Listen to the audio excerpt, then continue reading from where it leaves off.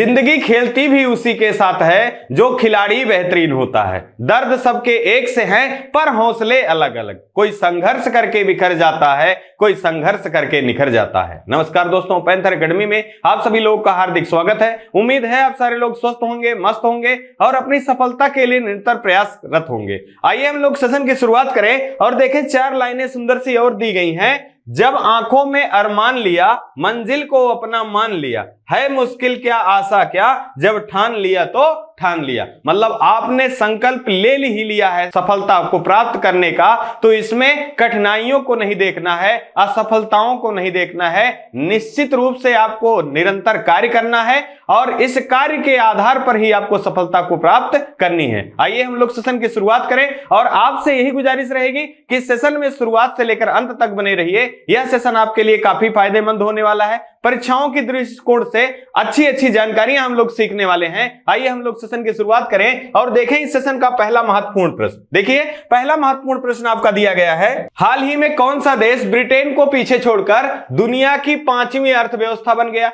यहां देखिए विकल्प दिया गया, पहला चीन, दूसरा जापान, तीसरा ऑस्ट्रेलिया, चौथा भारत। यहां जो हमारा सही विकल्प है मित्रों, यह विकल्प नंबर डी सही होगा। भारत जो है ये दुनिया का 5वीं अर्थव्यवस्था बन गया है। अब मित्रों यहां हमको सबसे पहले जानना है कि भारत से आगे या भारत से अधिक वो कौन से देश हैं जिनकी अर्थव्यवस्था अधिक है। तो सबसे पहले स्थान पे जो है यह यूएसए है, दूसरे स्थान पे मित्रों चीन है, तीसरे स्थान पे जापान है और चौथे स्थान पे जर्मनी है और 5वें स्थान पे अभी प्रश्न के माध्यम से हम लोगों ने बात किया मित्रों कि 5वें स्थान पे अपना प्यारा भारत वर्ष आ गया है। अगर हम बात करें कि भारत 5वें स्थान पे पहुंचा है तो इसने किसे रिप्लेस किया है, तो ब्रिटेन को इसने रिप्लेस किया है या ब्रिटेन के स्थान पे भारत आया है। अब यहां बात करें हम भारत के वार्षिक विकास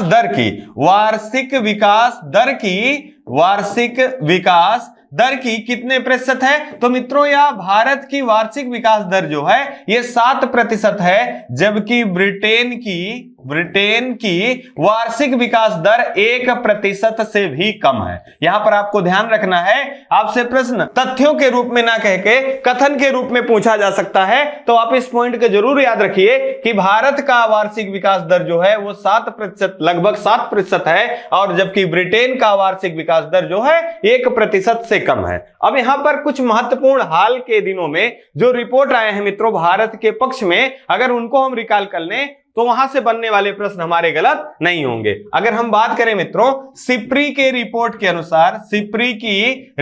के अनुसार विश्व का सर्वाधिक हथियार आयातक देश कौन सा है, तो भारत पहले स्थान पे है। सबसे ज्यादा हथियार का आयात कौन करता है, तो भारत। अगर हम बात करें कि सिप्री के रिपोर्ट के अनुसार ही विश्व में सर्वाधिक सैन्य पर खर्च कौन कौन से देश करते हैं, तो यहां पर यूएसए पहले स्थान पे है, चीन दूसरे स्थान पे है, जबकि अपना प्यारा भारतवर्ष तीसरे स्थान पे है। अगर हम बात कर लें मित्रों, हाल ही में हमने देखा है कि विश्व के सबसे अमीर व्यक्तियों की सूची में एशिया का पहला व्यक्ति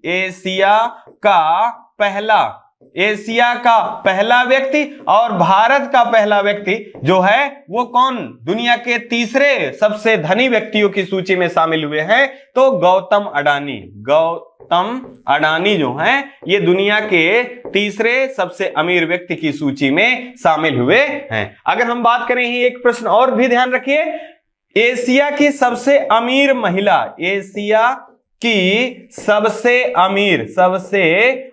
महिला के रूप में किसे चुना गया है या कौन है, तो सावित्री जिंदल जी जो हैं ये एशिया की सबसे अमीर महिला के रूप में हैं। अब यहां पर हम लोग देखें कुछ महत्वपूर्ण जानकारियों के बारे में। अगर जैसे हम देखें चीन की राजधानी क्या है, बीजिंग है।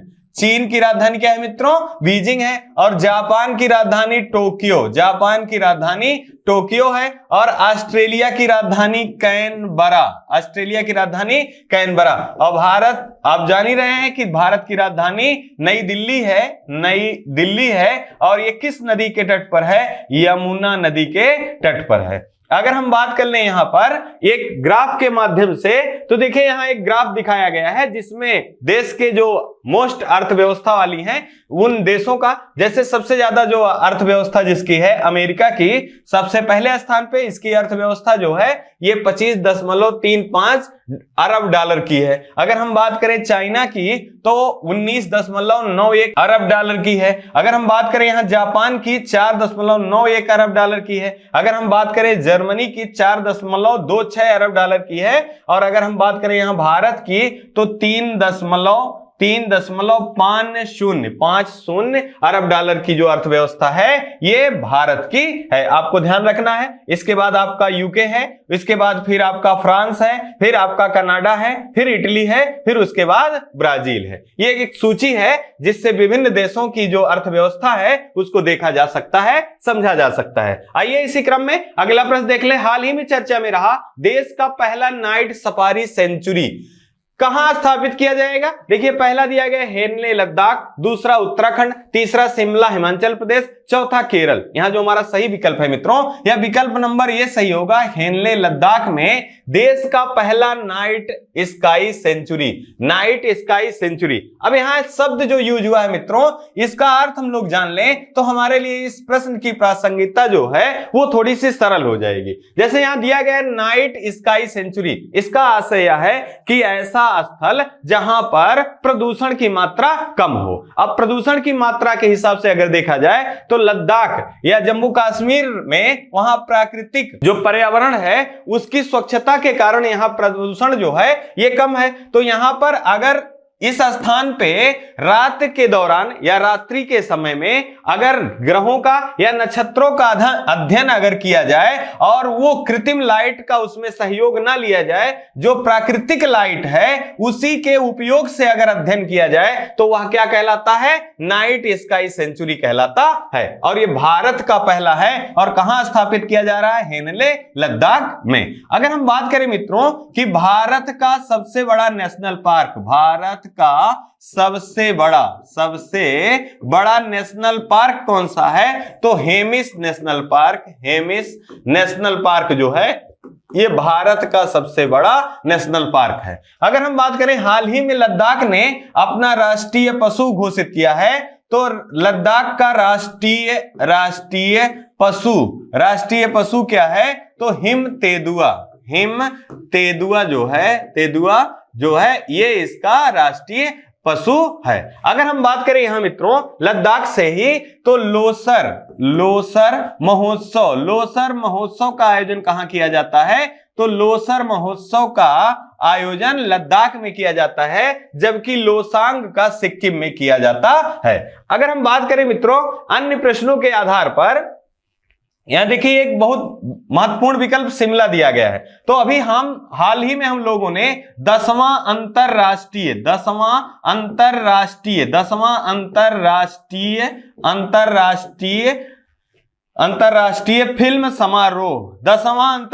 फिल्म समारोह का आयोजन कहां किया जाएगा? तो 10वां अंतरराष्ट्रीय समारोह का आयोजन जो है ये कहां किया जाएगा? हिमाचल प्रदेश जो है की राजधानी है शिमला।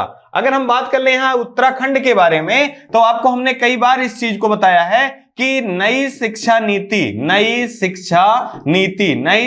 नीति लागू करने वाला प्राइमरी स्तर पर भारत का पहला राज्य कौन सा है? तो ये उत्तराखंड है। अगर हम बात करें केरल की, तो मंकी पॉक्स जो एक प्रकार की जूनोटिक टाइप की बीमारी है, मतलब जानवरों से इंसानों में फैलने वाली बीमारी है। और इस बीमारी का पहला केस कहां पाया गया था?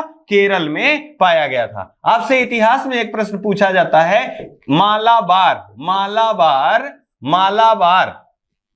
जो तट है या भूगोल संबंधित मालाबार तट जो है यह किसके नाम से जाना जाता है या किसे जाना जाता है? आपको कमेंट बॉक्स में आपको बताना है कि मालाबार तट के नाम से किसे जाना जाता है। साथ ही साथ अगर हम बात करें यहां पर ग्रेफिन ग्रेफीन सेंटर भारत में पहली बार कहां स्थापित किया गया है, या ग्रेफीन केंद्र कहां स्थापित किया गया है, तो ये केरल राज्य में स्थापित किया गया है। अगर हम बात करें यहां केरल से एक महत्वपूर्ण जानकारी के रूप में कि केरल में स्थित है शांत घाटी। शांत घाटी कहां स्थित है, केरल राज्य में स्थित है। साथ ही साथ भारत में सर्वाधिक जैव विविधता कहां पाई जाती है, तो शांत घाटी या साइलेंट वैली, या इसी को पश्चिमी घाट के नाम से भी जाना जाता है। अगर हम बात करें पेरियार नेशनल पार्क और इराविकुलम नेशनल पार्क भारत के किन राज्यों से संबंधित हैं, तो ये केरल राज्य से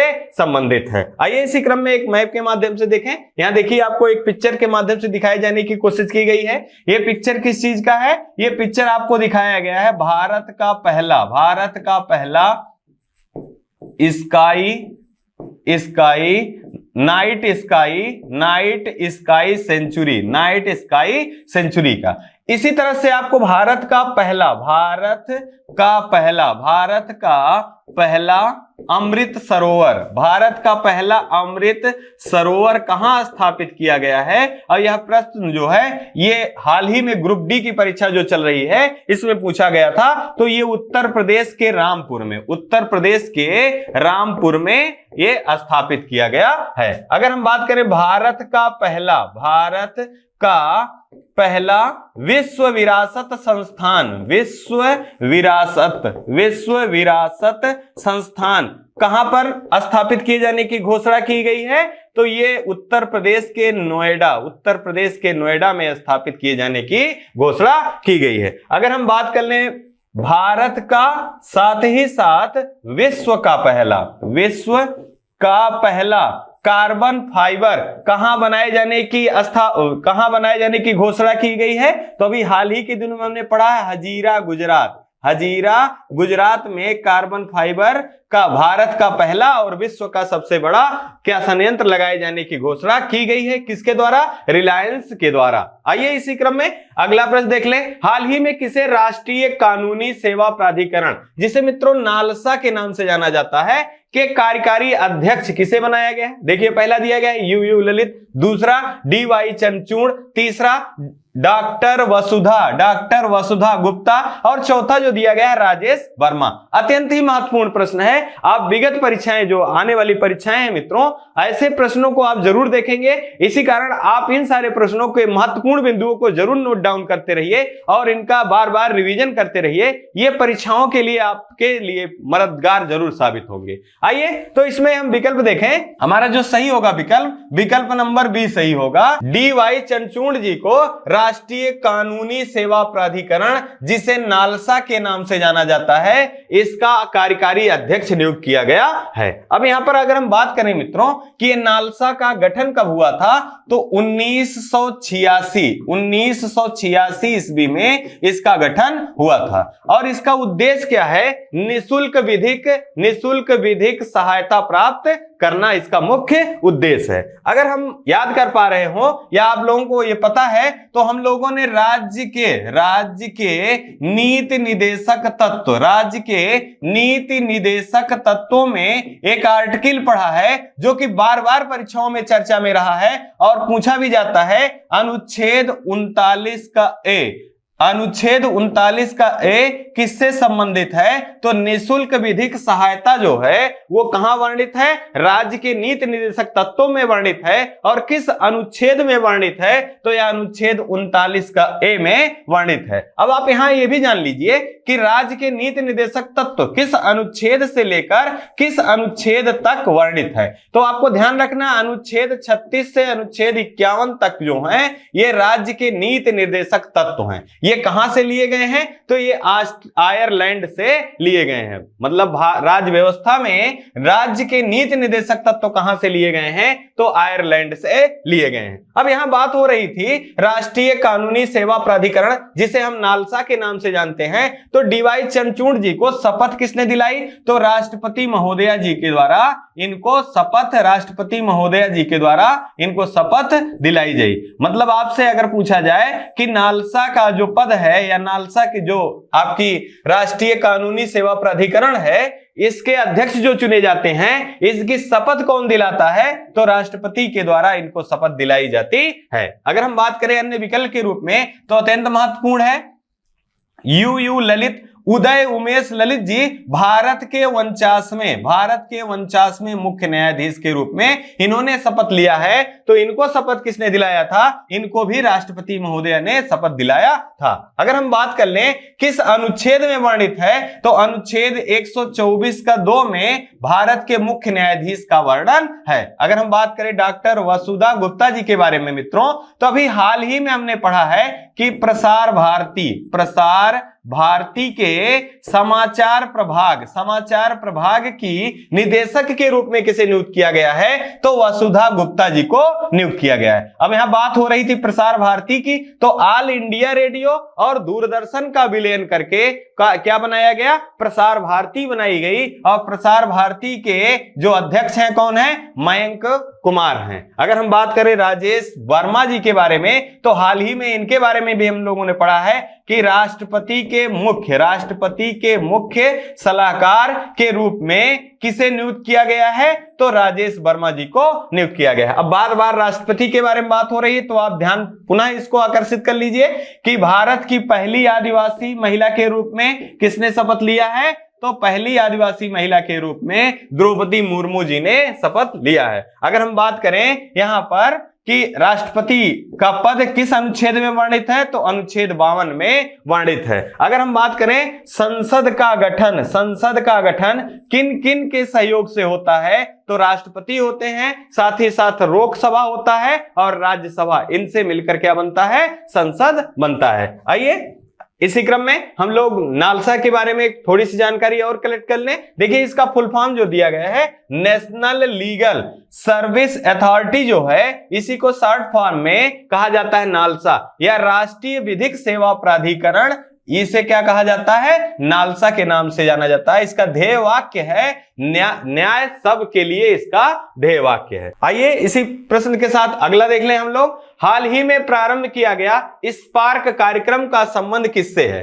तो यहां देखिए पहला विकल्प हमारा जो है नीति आयोग, दूसरा महिला और बाल विकास मंत्रालय, तीसरा केंद्रीय आयुर्वेद विज्ञान अनुसंधान परिषद, चौथा संस्कृति मंत्रालय। अब यहाँ स्पार्क को आपको ध्यान रखना है, तो स्पार्क जो कार्यक्रम है ये केंद्रीय आयुर्वेद विज्ञान अनुसंधान परिषद की पहल है। इसका मतलब यहां आप समझने की कोशिश करिए मित्रों, आयुर्वेद का प्रमोशन या आयुर्वेद के प्रति जागरूकता को प्रसारित करना इसका मुख्य उद्देश्य है। मतलब इसमें अगर कोई छात्र अगर आयुर्वेद में शोध करता है तो उसे 50,000 रुपए की स्कॉलर राशि या छात्रवृत्ति की राशि दी जाएगी शोध कार्य के लिए। अब यहाँ एक प्रश्न और भी आप ध्यान रखिए कि स्पार्क योजना इसरो की भी है। इसरो के एक योजना है स्पार्क योजना। तो आपको विकल्प को बड़ी सावधानी से देखना है कि किसके बारे में पूछा जा रहा है। साथ ही एक इसरो की योजना है युविका योजना क्या है? तो युवा वैज्ञानिकों से संबंधित है युविका योजना, और एक स्पार्क योजना भी संबंधित है इसरो से। अगर हम बात कर ले यहाँ नीति आयोग के बारे में मित्रों, तो नीति आयोग का गठन 1 जनवरी 2015 को हुआ था और वर्तमान में इसके सीईओ कौन है? तो परमेश्वरन अय्यर हैं और सीईओ परमेश्वरन अय्यर हैं, जबकि उपाध्यक्ष डॉक्टर सुमन बेरी हैं। और अध्यक्ष कौन होता है? तो अध्यक्ष नीति आयोग का प्रधानमंत्री होते हैं। अगर हम बात करें महिला बाल विकास मंत्रालय से संबंधित मित्रों, तो पालन 1000 कार्यक्रम किस मंत्रालय की पहल है? तो ये पालन 1000 महिला और बाल विकास मंत्रालय की पहल है। अभी हाल ही में हमने राष्ट्रीय पोषण सप्ताह के बारे में भी देखा। तो इसका आयोजन कब से कब किया गया? इसका आयोजन सितंबर माह के पहले सप्ताह में किया जाता है। साथ ही साथ इसी समय में 30 अगस्त से सितंबर माह के पहले सप्ताह तक राष्ट्रीय जल सप्ताह का भी आयोजन किया जाता है। अगर हम बात करें संस्कृति मंत्रालय के बारे में, तो हाल ही में हमने मित्रों पढ़ा है अनंग ताल। आपको ध्यान रखना है कि अनंग ताल कहां से संबंधित है मित्रों, तो ये दिल्ली से संबंधित है। दिल्ली के महरौली में एक स्थल है जिसे अनंग ताल के नाम से जाना जाता है और संस्कृति मंत्रालय के द्वारा इसे राष्ट्रीय स्थल घोषित किए जाने की घोषणा की गई है। अगर हम बात करें दिल्ली की, तो दिल्ली का स्थापना किसने किया था, तो तोमर वंश के शासकों के द्वारा दिल्ली की स्थापना की गई है। अगर हम बात कर लें यही राष्ट्रपति भवन, कई बार पूछा गया है कि राष्ट्रपति भवन कहां स्थित है, तो रायसीना पर्वत पर स्थित है। इसी नाते यहां पर एक कार्यक्रम होता है रायसीना डायलॉग, आपको ध्यान रखना है। रायसीना पर्वत पर बसने के कारण इसे रायसीना डायलॉग के नाम से भी जाना जाता है। यह कार्यक्रम का आयोजन रायसीना पर्वत पे होता है या राष्ट्रपति भवन में होता है, तो इसे रायसीना डायलॉग के नाम से जाना जाता है। राष्ट्रपति भवन के डिजाइनकार कौन थे, एडवर्ड लुटियन जो थे वो राष्ट्रपति भवन के डिजाइनकार थे। आइए इसी क्रम में एक पिक्चर के माध्यम से यहाँ देखिए इस पार्क को दिखाया गया है, studentship programme for Ayurveda research. यहाँ पर आपको और ये प्रोग्राम जो इनोग्रेट हो रहा है इसके बारे में पिक्चर दिखाई गई है। आइए अगले प्रश्न को देखें, हाल ही में हैदराबाद मुक्ति दिवस का आयोजन कब किया गया। अब यहाँ पर देखें हमारा विकल्प जो दिया गया, पहला 17 सितंबर, दूसरा 16 सितंबर और तीसरा 5 सितंबर, चौथा जो 14 सितंबर। अत्यंत महत्वपूर्ण प्रश्न है। इसको आप अगर विगत परीक्षाओं का प्रश्न पत्र उठाकर देखेंगे तो इन सारे डेटों से लगातार प्रश्न बने हुए हैं और इस सेशन का एकमात्र उद्देश्य है दैनिक समसामयिकी की सीरीज को ही ना पढ़ाना बल्कि स्टैटिक जीके के जो महत्वपूर्ण प्रश्न बार बार परीक्षाओं में पूछे जाते हैं उनका भी आपको रिकॉल करा देना। तो आइए इसी क्रम में हम इस प्रश्न का आंसर सही जाने, तो इसका सही आंसर जो है फर्स्ट नंबर है 17 सितंबर को, प्रतिवर्ष 17 सितंबर को हैदराबाद मुक्ति दिवस के रूप में मनाया जाता है। अब यहां पर हैदराबाद में शासक कौन थे, निजाम शासक थे। इनके द्वारा भारत में विलय को ये लोग तैयार नहीं थे, लेकिन सरदार वल्लभ भाई पटेल जी की कर्मठता के कारण यहां पर ऑपरेशन पोलो के आधार पर हैदराबाद का क्या किया गया, विलय किया गया भारत में। आपसे प्रश्न पूछा जाता है कि ऑपरेशन पोलो का संबंध किससे है, तो आप वहां पर हैदराबाद का विलय जो है वो ऑपरेशन पोलो से संबंधित है। इसी तरह से विलय पत्र पर हस्ताक्षर करके किस राज्य को भारत का अभिन्न हिस्सा बनाया गया था, तो जम्मू और कश्मीर को विलय पत्र पर हस्ताक्षर करके भारत का अभिन्न हिस्सा बनाया गया था। एक प्रश्न और भी है, जनमत संग्रह के द्वारा किसे भारत का अभिन्न हिस्सा बनाया गया था, जूनागढ़ को भी जनमत संग्रह के द्वारा भारत का अभिन्न हिस्सा बनाया गया था। अगर हम इन प्रश्नों को पुनः रिकॉल कर लें, आपसे प्रश्न पूछा जाए कि ऑपरेशन पोलो का संबंध किससे है, तो हैदराबाद का भारत में विलय जो है ये ऑपरेशन पोलो के द्वारा हुआ था। किसके अध्यक्षता में या किसकी अगुवाई में, तो सरदार वल्लभ भाई पटेल जी की। साथ ही साथ विलय पत्र पर हस्ताक्षर जम्मू और कश्मीर का हुआ था राजा हरि सिंह के द्वारा, और जनमत संग्रह जो है इसके आधार पर अभिन्न हिस्सा बना था भारत का कौन, आपका जूनागढ़। यहाँ के शासक थे महावत खान उस समय शासक थे। अब यहां से अगर हम दिवसों से संबंधित महत्वपूर्ण जानकारी और भी देखें मित्रों, जो कि परीक्षाओं के लिए अत्यंत आवश्यक है, आपको याद होगा 16 सितंबर को हम प्रतिवर्ष किस दिवस के रूप में मनाते हैं, ओजोन संरक्षण दिवस के रूप में 16 सितंबर को मनाया जाता है। साथ ही साथ यहां से एक प्रोटोकॉल आपको याद होगा, मॉन्ट्रियल प्रोटोकॉल किससे संबंधित है? मॉन्ट्रियल प्रोटोकॉल किससे संबंधित है? तो ओजोन संरक्षण से 16 सितंबर 1987 ईस्वी में कनाडा के मॉन्ट्रियल में एक समझौता होता है जिसमें ओजोन संरक्षण के बारे में जानकारी दी जाती है और प्रतिवर्ष 16 सितंबर को ओजोन संरक्षण दिवस के रूप में मनाए जाने की घोषणा की जाती है या मॉन्ट्रियल प्रोटोकॉल के नाम से जाना जाता है। अगर हम बात करें 5 सितंबर के बारे में तो राष्ट्रीय शिक्षक दिवस के रूप में मनाया जाता है। आप ध्यान रखना है ये किसको समर्पित है, किसकी स्मृति में मनाया जाता है? तो डॉक्टर सर्वपल्ली राधाकृष्णन जी की स्मृति में मनाया जाता है, जो कि भारत के लगातार 2 बार उपराष्ट्रपति और 1 बार राष्ट्रपति की सेवा दे चुके हैं। अगर हम बात करें 14 सितंबर के बारे में तो हिंदी भाषा दिवस के रूप में मनाया जाता है 14 सितंबर को। अगर हम बात करें कहीं कहीं आपको इसका मेंशन मिलेगा हिंदी राजभाषा दिवस कब मनाया जाता है, तो 14 सितंबर को हिंदी राजभाषा दिवस के रूप में मनाया जाता है। अगर बात हो मित्रों विश्व हिंदी दिवस कब मनाया जाता है या किस दिवस को मनाया जाता है, तो आपको जरूर याद रखना है 10 जनवरी को विश्व हिंदी दिवस के रूप में मनाया जाता है। अगर हम बात करें कि संविधान में कितनी भाषाओं का उल्लेख है, तो 22 भाषाओं का उल्लेख कहां है? संविधान में है। आइए इसी क्रम में हम लोग एक मैप के माध्यम से देखते हैं। अब जो हैदराबाद जिसकी अभी बात हो रही थी, हैदराबाद अब किसका हिस्सा है? हैदराबाद अब तेलंगाना का हिस्सा है। पहले वो किसका हिस्सा हुआ करता था मित्रों? तो आंध्र प्रदेश का हिस्सा था। अगर हम बात करें हैदराबाद आंध्र प्रदेश जो है, आंध्र प्रदेश से तेलंगाना कब अलग हुआ था? तो 2 जून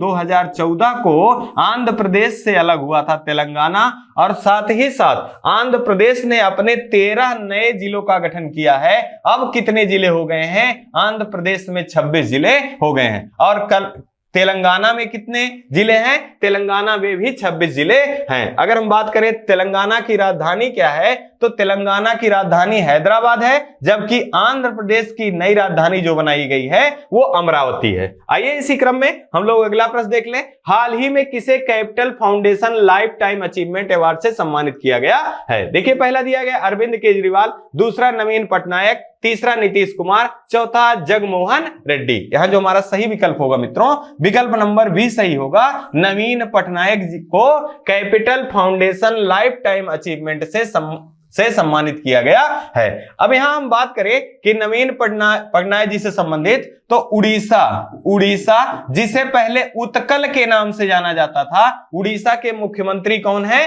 तो उड़ीसा के मुख्यमंत्री जो हैं ये कौन है? नवीन पटनायक जी हैं। अगर हम बात करें यहां पर उड़ीसा को पहले उत्कल के नाम से जाना जाता था, इसका गठन कब हुआ था? 1936 ईस्वी में इसका गठन हुआ था। अगर हम बात करें चिल्का झील की, चिल्का झील के बारे में, तो आर्द्र भूमियों की सूची में शामिल होने वाला भारत का पहला आर्द्र भूमि स्थल कौन सा है? तो वो चिल्का झील है, जो कि किस राज्य से संबंधित है? उड़ीसा राज्य से संबंधित है। अगर हम बात करें हाल ही में हम लोगों ने मित्रों कला और संस्कृति के दृष्टिकोण से रज पर्व या इसी को रजा पर्वा के नाम से, या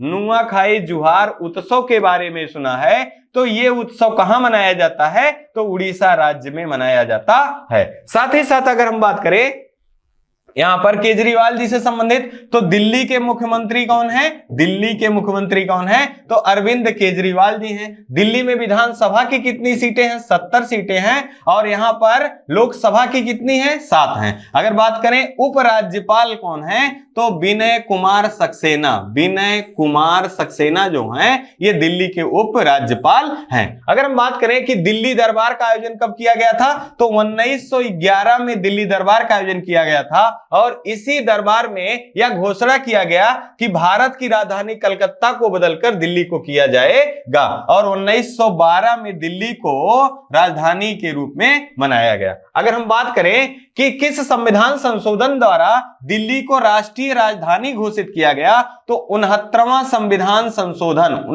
संविधान संशोधन के द्वारा दिल्ली को राष्ट्रीय राजधानी के रूप में घोषित किया गया। अगले प्रश्न के रूप में देखें, यहां देखिए नीतीश कुमार दिया गया है, यह भी हाल ही में खूब चर्चा में रहे। नीतीश कुमार जी का संबंध कहां से है? बिहार राज्य से है। बिहार राज्य का गठन 1913 ईस्वी में हुआ था। साथ ही साथ नीतीश कुमार जी बिहार राज्य के 8वीं बार मुख्यमंत्री के रूप में शपथ लिया है और यहाँ के राज्यपाल कौन है? फागू चौहान। फागू चौहान जी यहाँ के राज्यपाल हैं। अगर हम बात कर लें बिहार से, तो वाल्मीकि टाइगर रिजर्व भारत के किस राज्य में स्थित है? तो बिहार राज्य में स्थित है। महात्मा बुद्ध की या भगवान बुद्ध की लेटी हुई सबसे बड़ी प्रतिमा कहां स्थापित की जा रही है? तो बोध गया, जो कि बिहार में शामिल है। अगर हम बात करें यहीं पर भारत में सर्वाधिक गरीबी और भारत में सर्वाधिक न्यूनतम साक्षरता दर, साक्षरता दर और गरीबी दोनों सर्वाधिक कहां है? तो ये दोनों जो हैं ये बिहार राज्य में हैं। अब यहां बात करें हम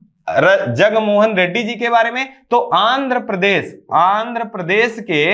प्रदेश के मुख्यमंत्री कौन है? तो जगनमोहन रेड्डी हैं। और राज्यपाल कौन है? तो विश्वभूषण हरिचंद्रन जी हैं। अगर हम बात कर लें उड़ीसा से, आपको एक प्रश्न और भी याद रखना है कि नवीन पटनायक जी की पार्टी क्या नाम है? जनता दल बीजू। इनके पार्टी का नाम है जनता दल बीजू। आइए एक पिक्चर के माध्यम से देखें उड़ीसा से संबंधित कुछ महत्वपूर्ण। ये देखिए पिक्चर के माध्यम से नवीन पटनायक जी को दिखाया गया है। यहाँ देखिए उड़ीसा राज्य का एक मैप दिया गया है। इसमें किन किन राज्यों से उड़ीसा अपनी सीमा साझा करता है, यहां से भी प्रश्न लगातार बनता है। तो देखिए पहला जो है आपका उड़ीसा राज्य जो है ये सीमा साझा करता है, यहां देखिए आंध्र प्रदेश से।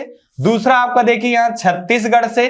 तीसरा आपका यहाँ देखिए झारखंड से। और चौथा जो आपका है यहाँ देखिए वेस्ट बंगाल से। इन राज्यों से अपना सीमा साझा करता है।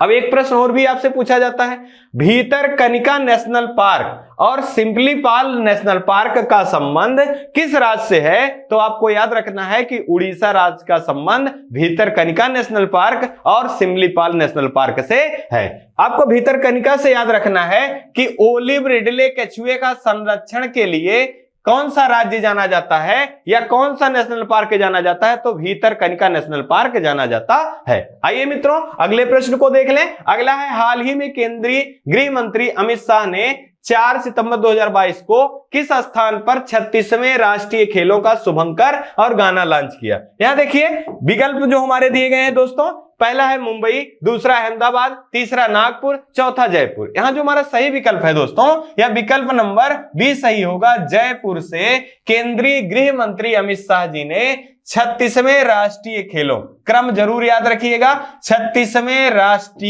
राष्ट्रीय खेलों का शुभंकर क्या है? तो सबल जो है यहाँ का शुभंकर है। और गुजराती भाषा में सबल का मतलब क्या होता है? सावक। सबल का मतलब होता है सावक। और गाना क्या होगा? एक भारत श्रेष्ठ भारत। एक भारत श्रेष्ठ भारत जो है यहाँ गाना। और सबल जो है शुभंकर को लॉन्च किया किसने? केंद्रीय मंत्री अमित शाह जी ने। आपको इन्हीं के साथ साथ याद रखना है कि पहले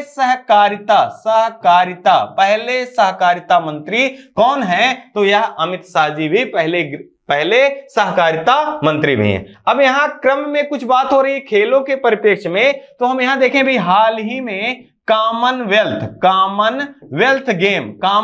गेम ये कौन सा क्रम था मित्रों? तो ये 22वां था। इसका आयोजन कहां हुआ? तो आप याद रखिए इसका आयोजन बर्मिंघम में हुआ। और 23वां कहां होगा? 23वां जो है ये ऑस्ट्रेलिया में होगा। और ये 4 वर्षों में एक बार आयोजित होने वाला खेल है। जबकि 2018 में कहां हुआ था? वह भी गोल्ड कोस्ट ऑस्ट्रेलिया में आयोजित किया गया था। अगर हम बात करें यहीं ग्रीष्मकालीन ओलंपिक की, तो हम क्विक रिवीजन के रूप में देख लें। टोक्यो, जापान की राजधानी जो टोक्यो है, यह 32वें क्रम का था, जिसमें भारत ने टोक्यो ओलंपिक में 7 पदक और पदक तालिका में 48वें स्थान पे, जबकि पैरा ओलंपिक में 19 पदक और पदक तालिका में 24वां स्थान प्राप्त किया था। अब ग्रीष्मकालीन ये 32वां है, तो कहां हुआ था? टोक्यो में। तो मित्रों यही जाने 33वां कहां होगा? तो पेरिस ये फ्रांस की राजधानी है। किस नदी के तट पर है? सीन नदी के तट पर है। 34वां कहां होगा? तो यूएसए के लॉस एंजल्स में होगा, और 35वां कहां होगा तो ये ऑस्ट्रेलिया में आयोजित किया जाएगा। ये सारे प्रश्न आपकी परीक्षाओं में जरूर आपको सफलता में मददगार होंगे, और ये सारे प्रश्नों को आपको जरूर रिकॉल करते रहना है। आइए इसी क्रम में एक महत्वपूर्ण मैप के माध्यम से हम लोग देखें। यहाँ आपको पिक्चर के माध्यम से देखिए दिखाए जाने की कोशिश की गई है, और यहाँ पिक्चर के माध्यम से देखिए यहाँ अमित शाह जी दिखाई दे रहे हैं, साथ ही साथ युवा और खेल मंत्री जो हैं अनुराग ठाकुर जी दिखाई दे रहे हैं, साथ ही साथ आपको गुजरात राज्य के जो मुख्यमंत्री हैं भूपेंद्र सिंह पटेल जी वो भी दिख रहे हैं। अगर हम बात कर लें यहाँ गुजरात राज्य से, तो गुजरात और महाराष्ट्र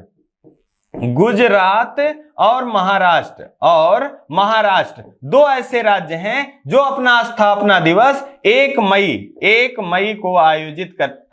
को मनाते हैं। इनका स्थापना 1 मई 1960 ईस्वी में किया गया था। अब यहाँ गुजरात से कुछ महत्वपूर्ण प्रश्न पूछा जाता है कि गुजरात के महत्वपूर्ण नेशनल पार्क, देखिए मैरीन नेशनल पार्क कहां स्थित है तो ये गुजरात राज्य में स्थित है। बंसदा नेशनल पार्क कहां स्थित है, ये गुजरात राज्य में स्थित है। ब्लैक बक नेशनल पार्क कहां स्थित है, गुजरात राज्य में स्थित है। गिरी नेशनल पार्क कहां स्थित है, गुजरात राज्य में स्थित है। एशियाई शेर भारत में किस नेशनल पार्क में पाए जाते हैं, को गुजरात के गिर नेशनल पार्क में एशियाई शेर पाए जाते हैं। आइए इसी क्रम में हम लोग अगले प्रश्न को देख लें। अगला है, हाल ही में आयोजित मलेशियाई एज ग्रुप रैपिड शतरंज चैंपियनशिप ने किसने स्वर्ण पदक जीता। यहां देखिए पहला दिया गया अपेक्षा फर्नांडिस, दूसरा हर्षदा गरुड़, तीसरा अनिष्का वियानी, और चौथा जो दिया गया है आर प्रज्ञा नंद। यहां हमारा सही विकल्प जो होगा यह विकल्प नंबर सी सही होगा। अनिष्का वियानी ने मलेशियाई एज ग्रुप रैपिड शतरंज में चैंपियनशिप में स्वर्ण पदक जीता। ये कितने वर्ष की हैं, मात्र ये 6 वर्ष की हैं, और इन्होंने ये स्वर्ण पदक जीता। अब यहां महत्वपूर्ण प्रश्नों के रूप में अगर देखें, हाल ही में विश्व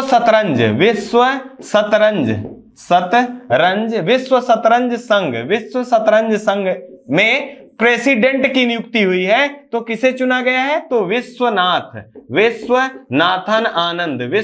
आनंद जी को फ्रीडे का प्रेसिडेंट नियुक्त किया गया है। अगर हम बात कर लें कि भारत के पहले ग्रैंड मास्टर कौन थे तो विश्वनाथन आनंद जी थे। साथ ही साथ विश्व शतरंज दिवस कब मनाया जाता है तो 20 जुलाई को विश्व शतरंज दिवस के रूप में मनाया जाता है। भारत के 75वें ग्रैंड मास्टर कौन है, वी प्रणव जो हैं ये भारत के 75वें ग्रैंड मास्टर हैं। साथ ही साथ आपको याद रखना है आर प्रज्ञानंद के बारे में कि विश्व के नंबर 1 खिलाड़ी मैग्नस कार्लसन को एक वर्ष में 3 बार किस भारतीय खिलाड़ी ने पराजित किया तो आर प्रज्ञानंद ने किया, और इनको 2 अन्य खिलाड़ी भी पराजित कर चुके हैं। कौन कौन, विश्वनाथ आनंद जी और हरि कृष्णा। अगर हम बात कर लें यहीं पर हाल ही में रेक्याविक चैंपियनशिप का खिताब किसने जीता है तो आर प्रज्ञानंद ने जीता है। अगर हम बात करें एशियाई जूनियर भारोत्तोलन में किसने स्वर्ण पदक प्राप्त किया है तो हर्षदा गरुड़ एशियाई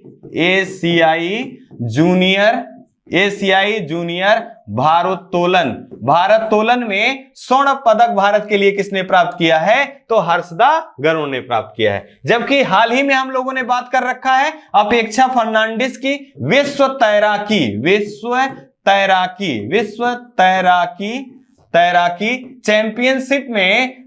चैंपियनशिप में चुनी जाने वाली एकमात्र भारतीय कौन है तो अपेक्षा फर्नांडिस हैं। और कितने लोगों को चुना गया है, 8 लोगों को चुना गया है, और 8वें स्थान पे कौन है अपेक्षा फर्नांडिस हैं। इसका आयोजन कहां किया जा रहा है तो पेरू की राजधानी क्या है, लीमा। पेरू की राजधानी लीमा में इसका आयोजन किया जा रहा है। आइए इसी क्रम में हम लोग एक पिक्चर के माध्यम से देखें। यहां पिक्चर दिखाया गया है किसका, अनिष्का वियानी का, जो 6 वर्ष में यह कारनामा की है। आइए इसी क्रम में अगला प्रश्न देख लें। हाल ही में रक्षा मंत्री राजनाथ सिंह द्वारा किन 2 देशों का दौरा किया गया है? अब देखिए पहला दिया गया है जापान मंगोलिया, दूसरा ब्राजील अर्जेंटीना, तीसरा कनाडा ऑस्ट्रेलिया, चौथा रूस यूक्रेन। यहां जो हमारा सही विकल्प है मित्रों, विकल्प नंबर ये सही होगा, जापान और मंगोलिया के 5 दिवसीय यात्रा पर हैं कौन? रक्षा मंत्री राजनाथ सिंह जी। साथ ही साथ आपको एक प्रश्न यहां याद रखना है कि रक्षा मंत्री के रूप में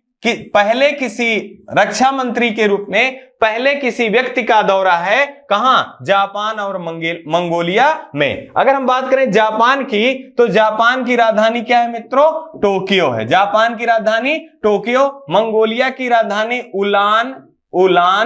उलान बटोर जो है ये मंगोलिया की राजधानी है। अगर हम बात करें क्वाड देशों की चौथी बैठक का आयोजन कहां किया गया? तो जापान की राजधानी टोक्यो में। जबकि 5वां का आयोजन कहां किया जाएगा? तो ये ऑस्ट्रेलिया में किया जाएगा। आइए इसी क्रम में अगला देख लेते हैं। यहां देखिए ब्राजील अर्जेंटीना दिया गया है। तो हाल ही में हमारे विदेश मंत्री, क्या नाम है? एस जयशंकर, विदेश मंत्री जी 3 देशों के दौरे पर थे। तो वो कौन कौन से देश थे? ब्राजील था, अर्जेंटीना था और पराग्वे। अब ब्राजील की राजधानी देख ले, ब्राजील की राजधानी ब्राजीलिया है, अर्जेंटीना की राजधानी ब्यूनस आयर्स है और पराग्वे की राजधानी अंसुनसियान है। ये 3 देशों की यात्रा पर थे विदेश मंत्री एस जयशंकर जी। अगर हम बात करें कनाडा और ऑस्ट्रेलिया की, तो आपको कनाडा सिर्फ यहां याद रखना है कि हाल ही में 65वां संसदीय बैठक बुलाया गया, सम्मेलन का आयोजन किया गया। कहां किया गया? कनाडा में किया गया। और यहां पर मुख्यता में या अगुवाई में ओम बिरला की अगुवाई में संसदों की एक टीम गई, जिसमें अनुराग शर्मा को संसदीय सम्मेलन का कोषाध्यक्ष नियुक्त किया गया। यह भी प्रश्न हम लोगों ने दैनिक समसामयिकी की सीरीज में पढ़ा है। अगर हम बात करें रूस और यूक्रेन की, तो रूस और यूक्रेन के बीच जो चल रहे विवाद में ठहराव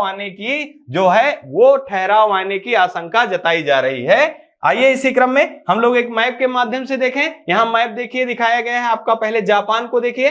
तो जापान से एक प्रश्न निरंतर पूछा जाता है कि जापान कुछ जो मुख्य द्वीप हैं उनका क्रम। तो देखिए जापान का जो सबसे पहला द्वीप है, ये उत्तर में, इसका उत्तरी हिस्से में जो पहला द्वीप है, इसे होकाइडो, मतलब जापान का उत्तरी सीमा पर जो द्वीप है वो होकाइडो है। फिर दूसरा जो है ये होन्शु है। अब देखिए ये होन्शु है। और तीसरा जो है ये शिकोकू है। और चौथा जो है ये क्यूशु है। मतलब आपका उत्तर से दक्षिण का क्रम अगर आपसे पूछा जाए मित्रों, तो होकाइडो, होन्शु, शिकोकू और क्यूशु ये जापान के द्वीपों का क्रम है। यहां देखिए नॉर्थ पैसिफिक ओशियन दिखाया गया है। और यहां देखिए सी ऑफ जापान, ईस्ट सी के नाम से जाना जाता है। यहां देखिए सीमा साझा करता है रसिया से जापान, चाइना से अपनी सीमा साझा करता है और नॉर्थ कोरिया और साउथ कोरिया से भी अपनी सीमा साझा करता है।